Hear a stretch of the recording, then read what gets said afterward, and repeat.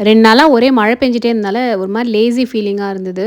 இன்னைக்கு மார்னிங் சூடா டீ குடிச்சிட்டு பாப்பாக்கு பிரேக்ஃபாஸ்ட்டுக்கு பனானா பேன் கேக் பண்ணேன். பேன் கேக்னா அவளுக்கு ரொம்ப பிடிக்கும். ஸோ அதனால இத பண்ணிட்டு அப்புறம் கூடவே வந்து கோவா ஸ்லைஸ் பண்ணி வச்சிருந்தேன். இதுதான் இன்னைக்கு ஸ்நாக்ஸ் பாக்ஸ்க்கு அவளுக்கு பேக் பண்ணிட்டேன். ஆர்ஷியும் ரெடி பண்ணி ஸ்கூலுக்கு அனுப்பியாச்சு. அவ போறதுக்கு முன்னாடி இங்கேயே பேன் கேக் சாப்பிடுவேன்னு கொஞ்சம் சாப்பிட்டுட்டு இருந்தா. ஸ்கூல்ல இருந்து வந்த உடனே பெரிய கிஃப்ட் வேணும்னு வேற கேட்டுட்டே ஸ்கூலுக்கு ஹாப்பியா கிளம்பிட்டு இருந்தா. நானே எடுத்து வைக்கிறேன்னு சமாதானப்படுத்தி ஸ்கூலுக்கு அனுப்பியாச்சு.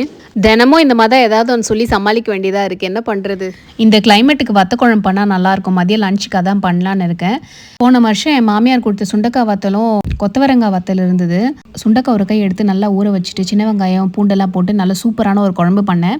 அதுக்கு சைடிஷ்க்கு இந்த கொத்தவரங்காய் வத்தல் வச்சுருந்தேன் பாருங்க, செம்ம அல்டிமேட்டாக இருந்ததுங்க. இந்த கிளைமேட்டுக்கு சூடாக ஒரு வத்த குழம்பு ஆம்லேட் கொத்தவரங்காய் வத்தல் செம்ம அல்டிமேட்டான காம்பினேஷன். நல்ல நிலை சின்ன வெங்காயம் போட்டு வதக்குனனால குழம்பு ரொம்ப அட்டகாசமாக வந்தது. இதோட ரெசிபி நான் ஷேர் பண்ணுறேன்.